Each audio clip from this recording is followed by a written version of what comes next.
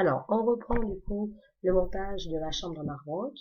On a dit qu'on avait une chambre supérieure et puis une chambre inférieure qui sont séparées ici par une membrane. Attention, la membrane elle est perméable aux molécules, imperméable aux cellules.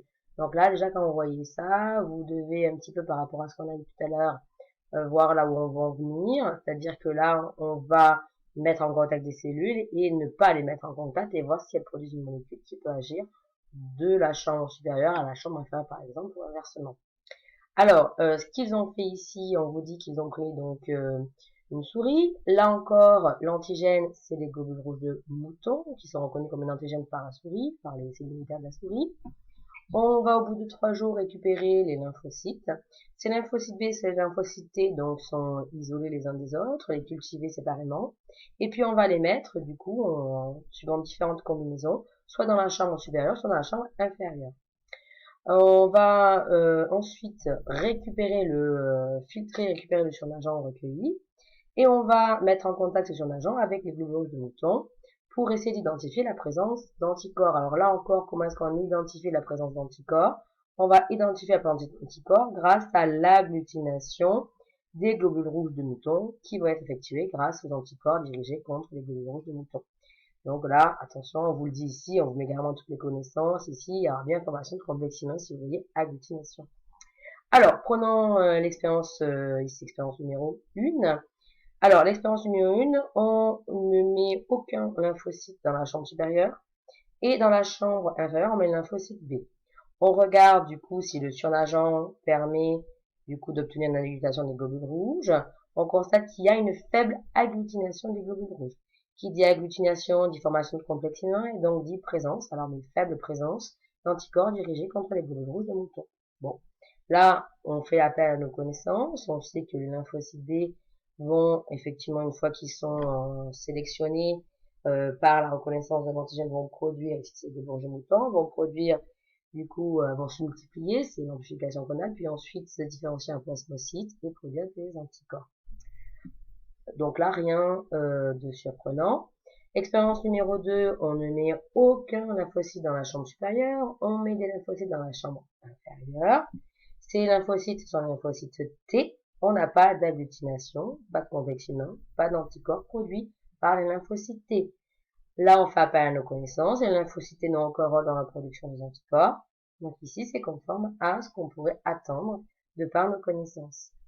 Ce qui va être intéressant ici, c'est l'expérience du coup numéro 3. Dans l'expérience numéro 3, on met à la fois du coup les lymphocytes B et lymphocytes T dans la chambre inférieure. Donc ils pourraient être en contact les deux. C'est bien ici dans la chambre inférieure. On constate qu'il y a cette fois-ci une très forte agglutination. Et là, il faut comparer l'expérience 3 avec l'expérience 1, et ça rappelle ce qu'on a vu sur l'expérience de Klaman. Ici, effectivement, en présence de lymphocyte T, il y a une très forte production d'anticorps, d'où effectivement la forte agglutination des globules rouges. Donc, les lymphocytes B, quand ils sont seuls, produisent faiblement des anticorps. Dans l'expérience de Klaman, ils ne produisaient aucun anticorps. Pourquoi? Parce qu'ils n'avaient pas été au préalable en contact à l'intérieur de la souris avec les lymphocytes T. Là, je vous rappelle ici qu'on prélève les lymphocytes T et les lymphocytes B sur la souris. Donc il y a eu 3 jours du coup où effectivement il y a pu déjà y avoir une petite activation des lymphocytes B par les lymphocytes T. Et effectivement, lorsqu'on les met dans la chambre inférieure, là il y a une forte activation des lymphocytes B, donc différenciation en plasmocytes et production des anticorps de façon importante. Alors regardons l'expérience 4, donc là quels paramètres on a fait varier, ici c'est la position effectivement de nos lymphocytes B par rapport aux lymphocytes T. Et donc là ils ne sont séparés que par une membrane qui va laisser passer les molécules, pas les cellules. Et donc là, on met bien en évidence le moyen par lequel la stimulation des lymphocytes B se fait par les lymphocytes T. Elle est de façon moléculaire. On va retrouver ici une très forte agglutination comme dans l'expérience 3.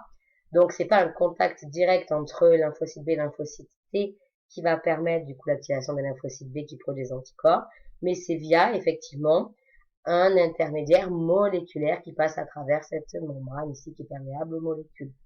Et effectivement, l'expérience de Klaman nous avait permis de mettre en évidence, l'expérience cette fois-ci, pas de Klaman mais de Morgan et Rossetti, avait permis du coup de mettre en évidence que c'était bien ici ce qui vous dit dans le texte des interleukines de type 2. Alors regardons un peu plus précisément l'action de cette interleukine 2.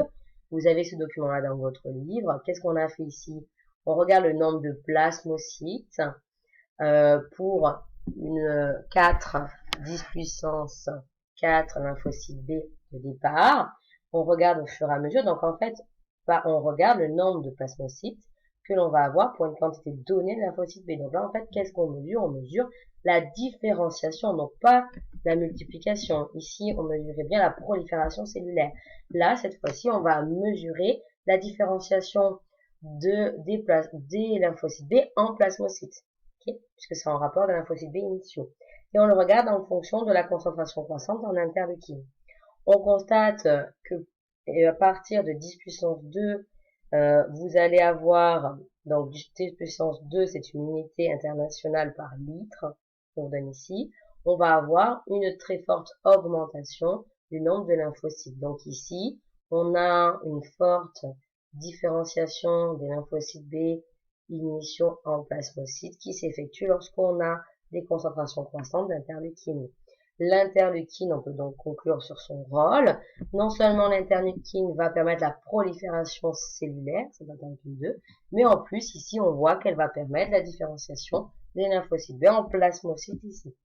Alors, on vous dit dans le texte, ici c'est important parce qu'on vous dit que les lymphocytes TCD4, donc lymphocytes T4, vont avoir à la surface, comme les lymphocytes TCD8, des récepteurs T. On parle de ces récepteurs T pour TCR, hein, et ces récepteurs T, du coup, vont être capables de reconnaître des antigènes fixés à une molécule de CMH qui va être présentée par les cellules présentatrices de l'antigène. Ensuite, on vous dit qu'ils ont été sélectionnés de cette manière-là par la reconnaissance de notre CMH avec le peptide antigénique présenté par la cellule présentatrice de l'antigène. Et ensuite, ils vont être amplifiés, c'est-à-dire que l'on a une amplification clonale, une multiplication cellulaire, et ils vont ensuite se différencier en lymphocyte T auxiliaire, qui va lui être capable, c'est sa fonction principale, de produire en très grande quantité la molécule appelée molécule interleukine 2. On aboutit à ce schéma-là.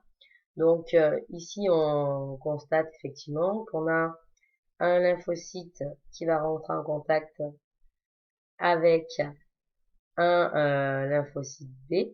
Donc ça aussi, c'est une autre possibilité. Et il va y avoir du coup une activation de notre lymphocyte T4 qui se différencie à lymphocyte T auxiliaire. Donc les lymphocytes T auxiliaires sont capables de produire l'interleukine qui va non seulement, donc là, ce qui est illustré, c'est qu'elle va effectivement permettre la différenciation des lymphocytes B en plasmocytes, des lymphocytes T CD8 en lymphocytes T cytotoxiques, mais on a vu aussi précédemment qu'ils vont permettre aussi la prolifération, c'est-à-dire l'amplification clonale.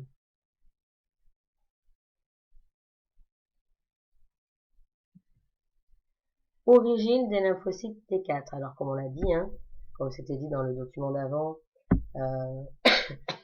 on va avoir du coup une reconnaissance lors de la sélection clonale de l'antigène présenté par la cellule présentatrice d'antigène via une molécule de CMH.